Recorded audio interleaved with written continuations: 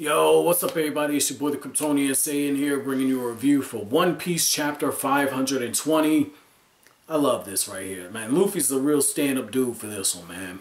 Because I don't know about you, but if I got two people trying to kill me like that, there's no way in hell I'm being the bigger person and helping them out. I would have had all them bitches turned into stone. Just keeping it real with you. Luffy is a real stand-up dude for covering up that eye on her back. And Luffy even says, like, you guys are trying to kill me. I'm not trying to kill you. You just need to chill the fuck out. You're panicking right now because I just whooped your ass. Chill the fuck out. If I get off your back, you don't want people to see that thing on your back, right? Chill the fuck out. Luffy is a stand-up dude. I don't know if I'd be able to do that. Period. But I like the fact that when Luffy went down and he went down into Gear 2, they're still able to read his movements, okay? So that tells me this is tied into Haki, but he's so fast and naturally talented that when he goes into Gear 2 and he's even just using Haki, he can't control it, but he's using that Supreme King Haki, he's moving so fast that they can't keep up with this movement. So that tells you that when Luffy gets trained, his Gear 2 is going to be even more effective than it was before. And I love, you have this really cool scene where they envelop everything in the flames, and Luffy's using the Gum Gatling, or the Gum Jet Gatling, and he's just punching everything away. And in the midst of all this, he not only kicks both of them using his legs, but he takes his hands, he ties them up together to keep them from moving around, because that was their big thing. They were able to kind of slither around on him, and he wasn't able to keep up with them at first. Having their movements restricted, really beautiful. And it does show something that I was kind of paying attention to earlier on, but I didn't really feel the need to kind of talk about it. But when you're that big, you make yourself a target. You make yourself a really easy target to be hit. You know, it's like the bigger the bullseye you make, the easier it is for somebody to get a perfect score on you. So I like what you saw there. And I like how everyone is totally shocked, and even at some point, Boa Hancock is like, will you quit playing around with this man? Go ahead and kill him.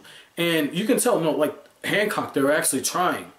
But Luffy, there's something else about him, and I like how all of those Amazons are looking, they're saying, oh my God, oh my God, oh my God. He's trying to push them onto the spikes. And when I read it, I'm going, that's totally not something Luffy would do. I didn't even make the connection about that, those eyes on their back. I didn't make that connection because I'm going, why would Luffy try and kill them? Like, that's not in Luffy's character. Unless they killed his crew, I couldn't see Luffy getting bloodlusted. That's actually something I want to see. I want to see a bloodlusted Luffy, but the closest we got to that was when he was fighting against Rob Lucci. And it was because he knew that if he didn't stop him, he couldn't save his crew. And this is after being so close to seeing Nico Robin die. Like, we hadn't seen bloodlusted Luffy. And so just watching that, I'm going, okay, there's something else going on here. And so when the other one speaks and says, like, no, he's covering up your back. I can't attack him. I can't kill him. And then you see Boa Hancock move to tears after she has everyone evacuate, and it's because Luffy says, like, our duel. He's still referring to a public execution because they're trying to execute him.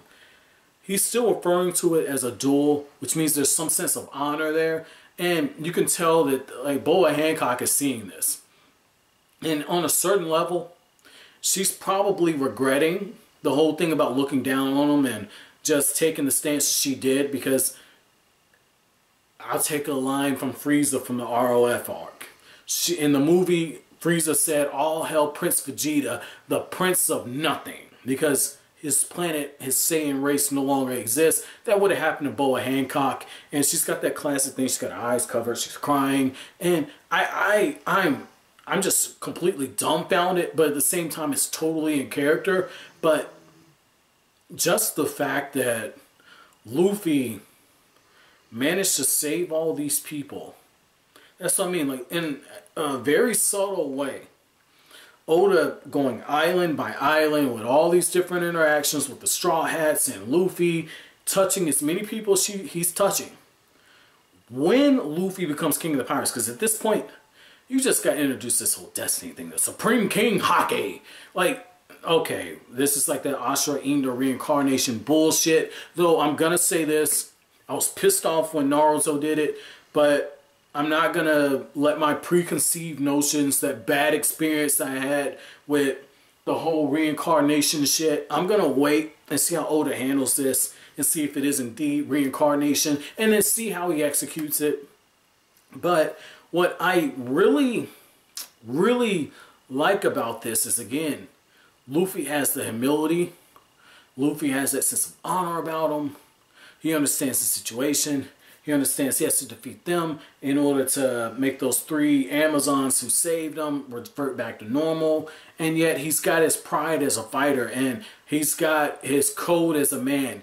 Oda has so much put on the table at this point right now. And I think right now you're seeing Boa Hancock. Everything she's starting, all the pieces are starting to fall into place. So my chapter question to you guys is, what did you think about Luffy at this point, choosing to put himself in harm's way, knowing that he could potentially get burned, but he's covering up that eye so he can save all those Amazons? And would you have done that if you were in that situation? But as always, guys, if you like anything I had to say, don't forget to comment, rate, subscribe, share. Thank you so much for watching the video, guys. Have an awesome day.